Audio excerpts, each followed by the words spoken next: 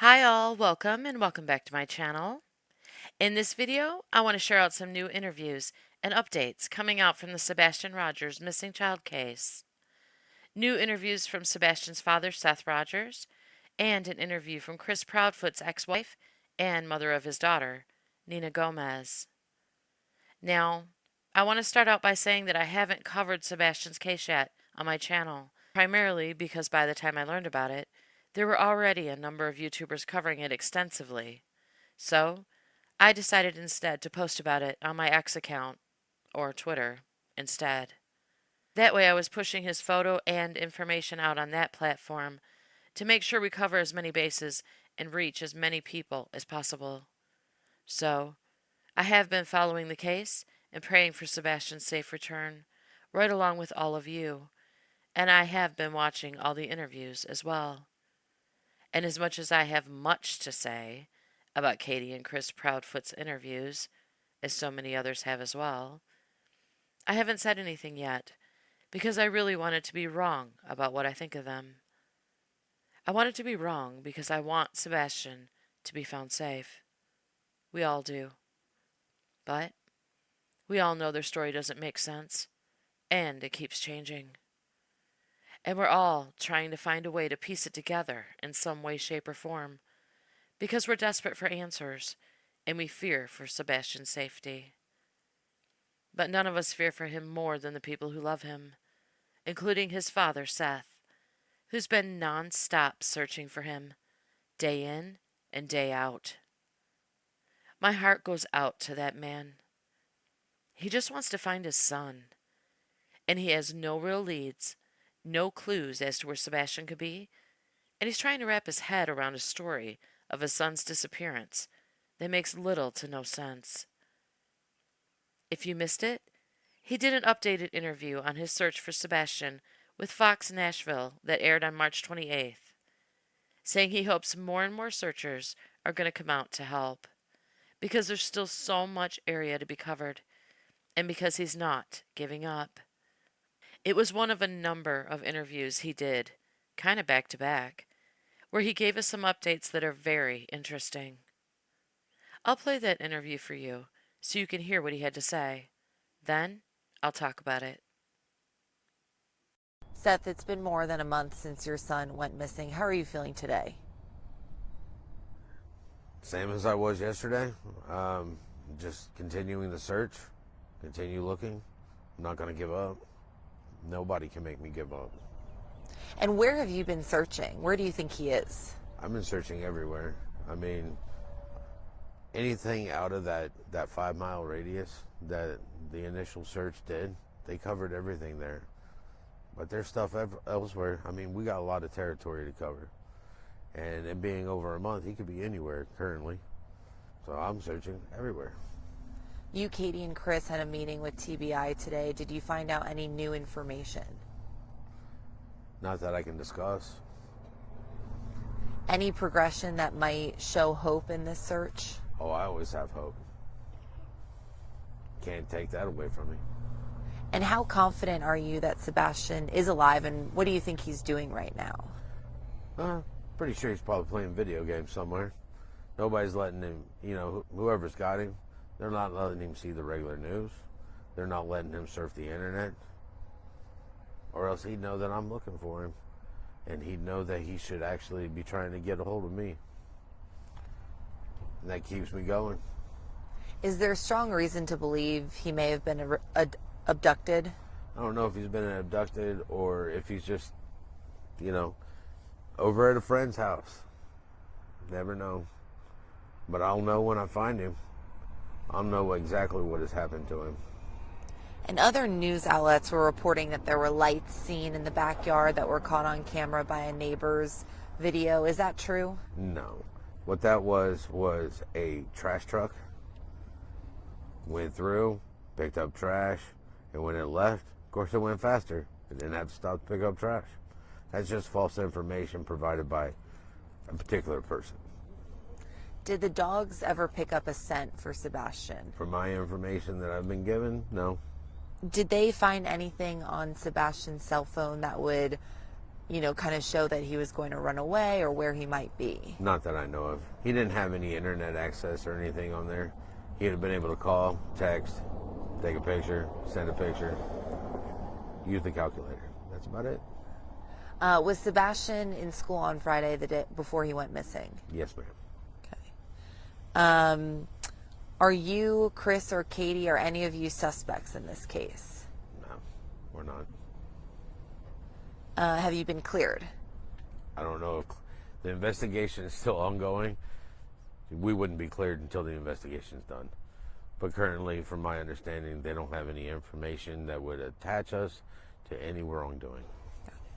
CPS has gone to Katie's house before. You didn't know about that until this investigation. How does that make you feel?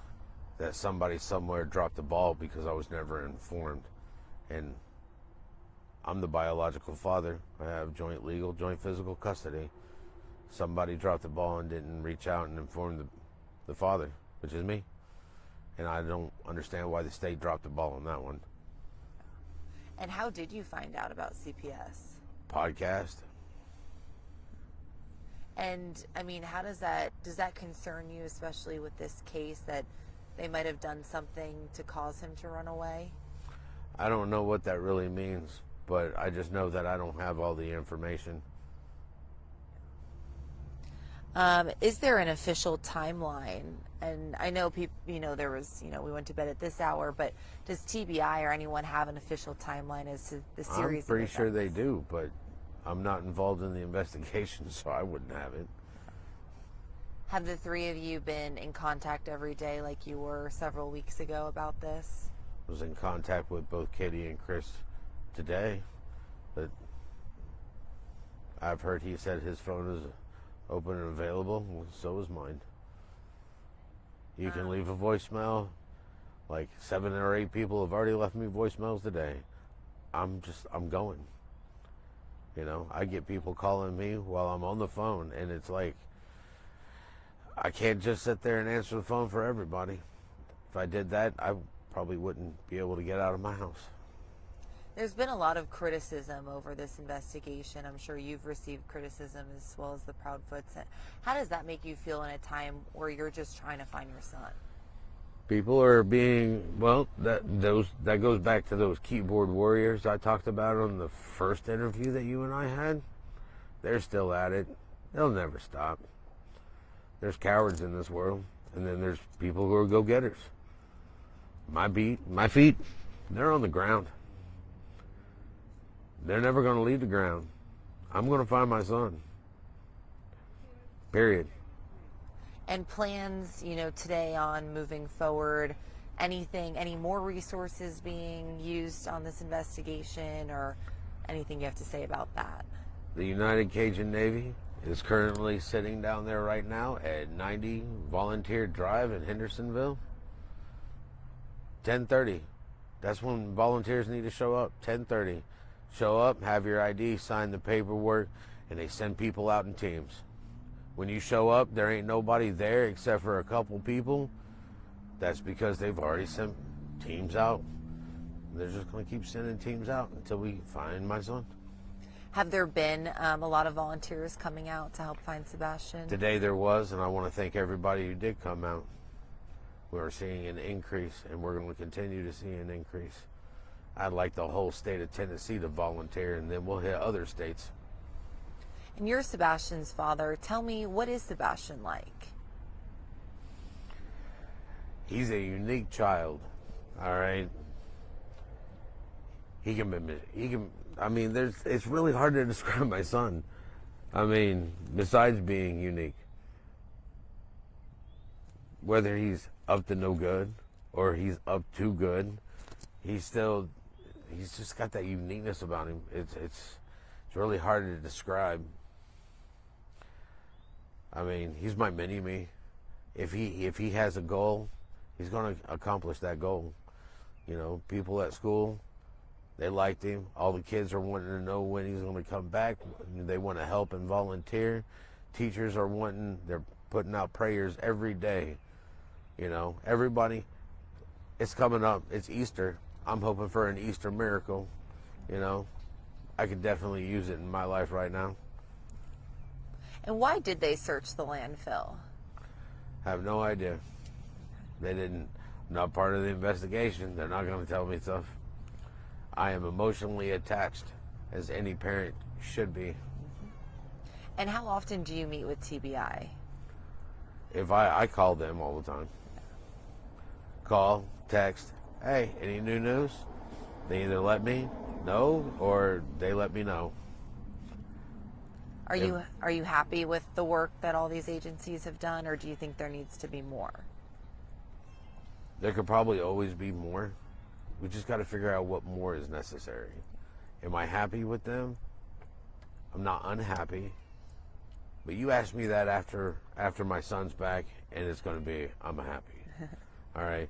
Because in law enforcement, it's always goal-oriented, you know? Go to work, put a smile on your face, get the job done. I know that they're putting their effort, 150% effort into this. And I appreciate that. And I'm hoping it will pay off with fruition. Do you think Katie and Chris are suspects? I have no idea. Sebastian's been missing for more than a month now. What keeps you getting up every morning, going out and searching for him? Being a dad, having perseverance, wanting him to come home, wanting to watch him finish growing up. Do you wear this every day? Talk to me about this shirt. This right here is my own billboard to find my son. People notice people. People notice what people are wearing. So I am a walking handout. I have these in my car. How do you select that photo? It's so cute. Because it's cute. It's got a smile. It's the last picture I took of him. Now, Seth shares that he believes Sebastian is alive and is being held by someone who's keeping him from TV and the internet, so he doesn't know people are searching for him. And when he's asked if he learned any new information during his meeting with the TBI, he responds, not that he can discuss. But that will change later, during another interview I'm going to tell you about, so don't go away. He also offers information about the lights seen behind Sebastian's house in the early morning hours the day he disappeared. He says the video shared all over the internet was not two flashlights seen in the dark. He says they were the lights from a garbage truck that went through picking up garbage, and he saw the video himself and saw that the time marked on the video was incorrect. So he set the matter of that video straight. And, he says, he has just recently found out that the information that he was originally given about a canine tracking Sebastian's scent to the construction site behind his home, then his scent was lost in that area, was not true. He's now been told that the scent dogs never tracked Sebastian's scent to the construction site at all, and he adds that neither he, Katie, nor Chris are considered suspects at this time. He also says that he learned that CPS was called to Sebastian's home for the incident with Chris in the belt when he heard about it on a podcast where Chris told the story. If you don't know what he's talking about, Sebastian's stepfather Chris admitted he hit Sebastian with a belt, and Sebastian told someone at school, so CPS was called. This interview was also conducted before the Cajun Navy decided to end their efforts to search for Sebastian due to threats they were receiving from the locals in the area. They have announced that they are no longer assisting in the search for Sebastian at this time. But I have been listening to conversations online and have been reading comments about what Seth said in his interview, and I have heard quite a few people say that Seth doesn't suspect Katie or Chris. When did he say that? Because when he was asked if he thought they were suspects, he said he has no idea. It's the police who have not named Katie or Chris as suspects. Seth doesn't know if they are or not. He's still trying to piece all the insanity together, just like the rest of us. And I give him hella credit for doing it as calmly and as peacefully as he is. Because I don't think I could do it. Not after seeing Katie and Chris's interviews and hearing the things they've been saying. Which leads me to the next interview Seth did, following the interview you just watched, on a YouTube channel called Dolly Vision. If you're familiar with Dolly's channel, then you probably know he's been covering Sebastian's case pretty thoroughly for a while now, and he's even gone out on foot to help search for him. Seth went on Dolly Vision's channel to do an interview, and he revealed even more information than he gave in his interview with Fox Nashville. Now, I would love to show his interview with Dolly Vision here in this video, but I didn't ask permission to use this footage. So even though I doubt he'd strike my channel for using it, because I know he just wants to find Sebastian, I'm not going to chance it.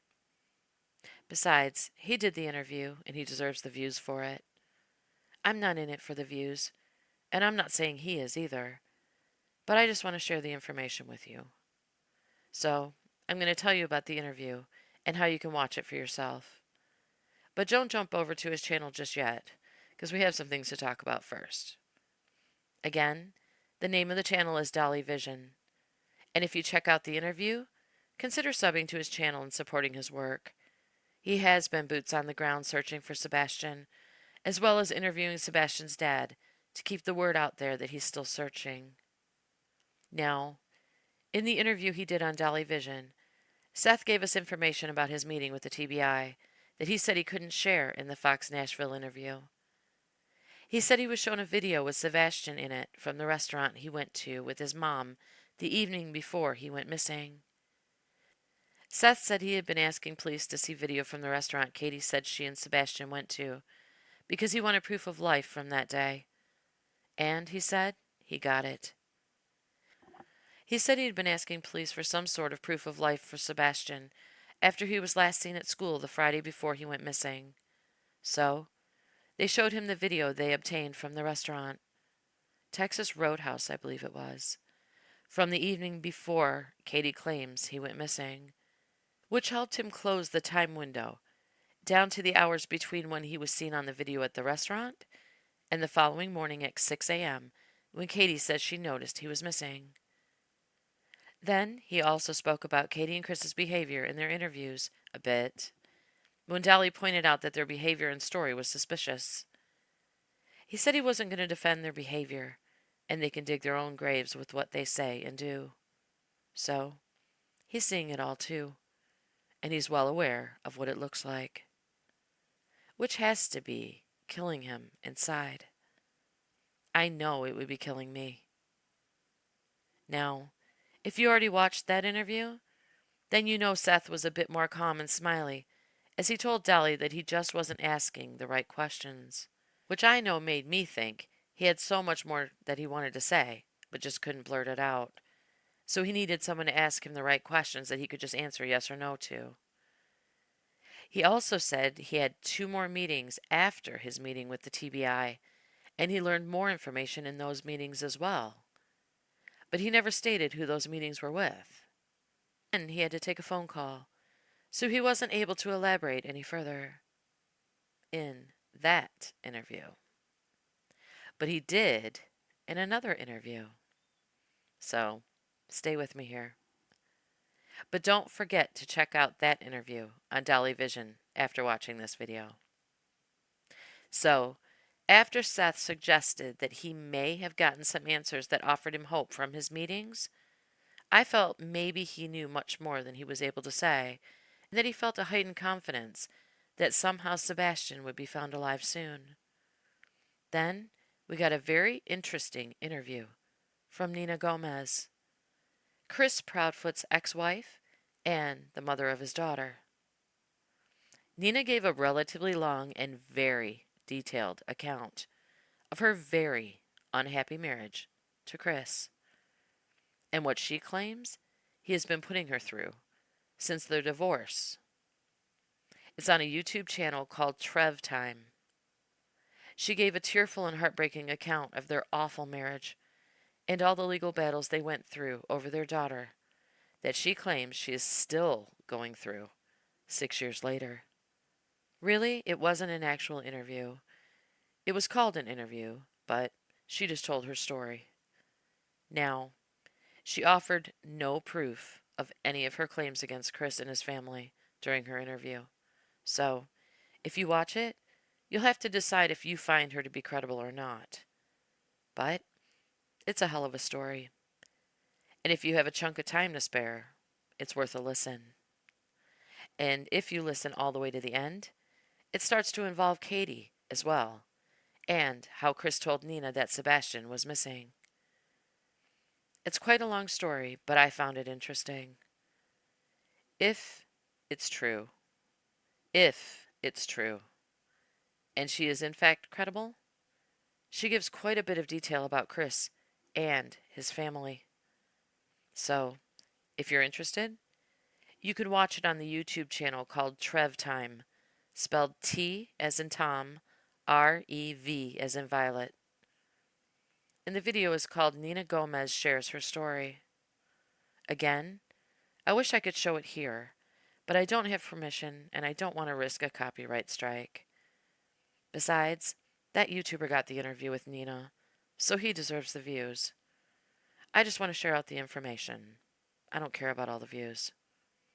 Not that I don't love each and every one of you, because I do. And I do appreciate the time you spend with me here on my channel. But I've heard some people say that they didn't like that Nina told her story. And everyone's entitled to their opinion, because Lord knows I'm going to have mine. But it's up to everyone to decide if they believe her story or not, and how they want to apply the information to this case. If what she claims is true, then she gives us a great deal of insight into what Sebastian may have been dealing with in his home.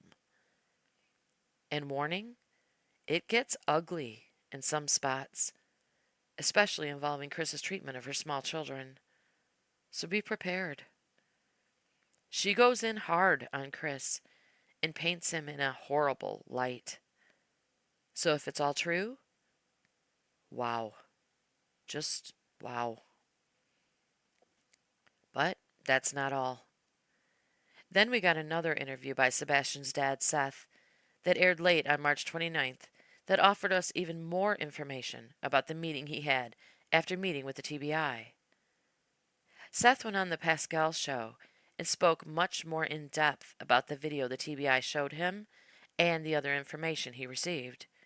He explained that the proof of life video he was shown from the restaurant from the evening before Sebastian disappeared showed Sebastian as he walked out of the restaurant with Katie and showed them getting into her car. Seth said they were alone.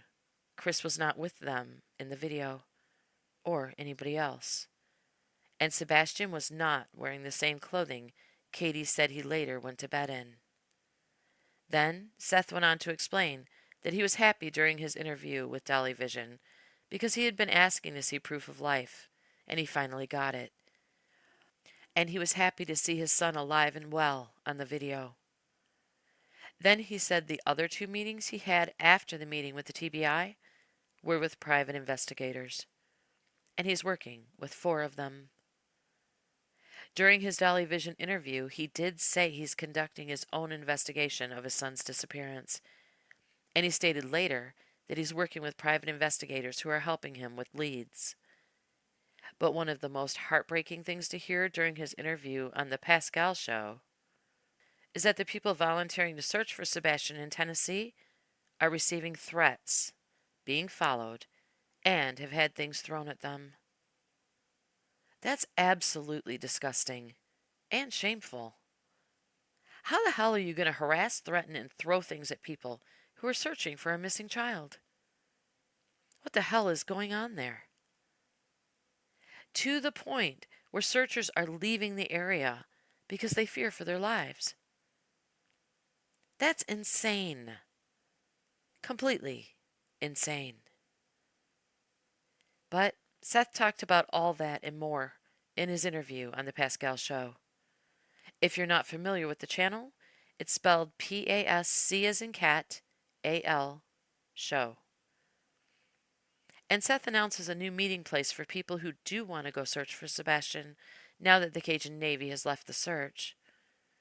It'll be headquartered at a restaurant called The Rudder at Anchor High Marina, And the address is 126 River Road in Hendersonville, Tennessee. Seth says they've offered use of their parking lot for searchers until Sebastian is found. So, thank you to the Rudder and to all the people who have helped and will help search for Sebastian. But Seth said there will be no searches on Easter Sunday because he wants everyone to spend time with their families. He also says that there's a $3,500 reward for information that leads to Sebastian's whereabouts that was donated by local businesses in the area, and you can contribute to the reward if you'd like. Seth gives quite a bit of information in this interview, including that Sebastian never told him about any trouble he may have been living in at home. But he did say that Sebastian did say on occasion that he didn't want to go back home from his visits at Seth's house. He said he would get frustrated when it was time to go back home, and he would often tell Seth that he hated going there. But Seth said when he asked Sebastian about it, he wouldn't tell him anything. Then he said, if he had, then I could have done something, but he didn't. So now I'm looking for him. It's another insightful interview, and it has some heartbreaking moments. But this is a heartbreaking case, and the more we find out, the more heartbreaking it's getting. But Sebastian is out there somewhere, hopefully alive, hopefully well. But where? There's still so much we don't know, and many puzzle pieces that just don't fit. And something tells me that Nina Gomez's story is way more credible than anything I've heard come out of the mouths of Katie or Chris Proudfoot. But I'm going to continue to hope I'm wrong. Pray for Sebastian's safe return soon, and wish that Seth receives an Easter miracle. If you celebrate, I wish you a beautiful and peaceful Easter. Thank you so very much for watching. I hope this video helps bring you up to speed with all the information pouring out about this case in the last day or so. I know it can be quite confusing. Thank you to all the creators sharing out Sebastian's information in an effort to bring him home safe. Together, we can make a difference. Stay safe out there, and I'll see you on my next video.